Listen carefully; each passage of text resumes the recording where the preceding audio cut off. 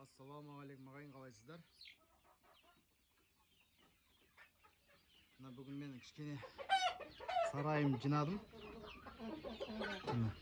10 күнде 3 қап бар. Әлі мына жақта әлі алынбаған моторлар бар әлі.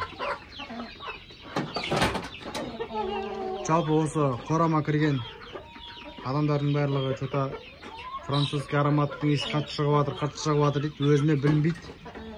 Соттан кейінгі қатты білмеді ғой енді. Алдын бейт шықпайтын еді ғой деп жатыр да барлығы. Сосын кейін календарды ашып қарасам 10 күн болып тазаланбағанына. Міне. Мына қазір мына бастан мына жерге дейін жинағаным осыдан 3 қап шықты қазір. Енді қазір мына жерлер бар. И арғы беті бар. Осылардың барлығы мына жер цемент. Бұны қырып жіберем. Сонымен болады. Жобасы 3,5 қаптай болатын шығар. Міне. Бірақ уже убор істеген екен, уже андай бір ащы иіс жоқ сияқты өзіме.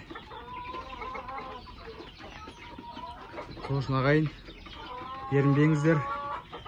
Уборканы жиі жасаңыздар. Мен алдында азанда, обедте, кешке сыпырып жүретін. Өткенде ауырып қалдым да. Сонымен қалған тоң ғой бұл. Еріншегім ұстап жүрген. Бүгін ерінбей тазалап бәрін зыңғып жатырмын. Ал ағайын, сәттілік сіздерде. Шаруашылықтарыңыз дамысын. Тек тазалықта болайық ағайын.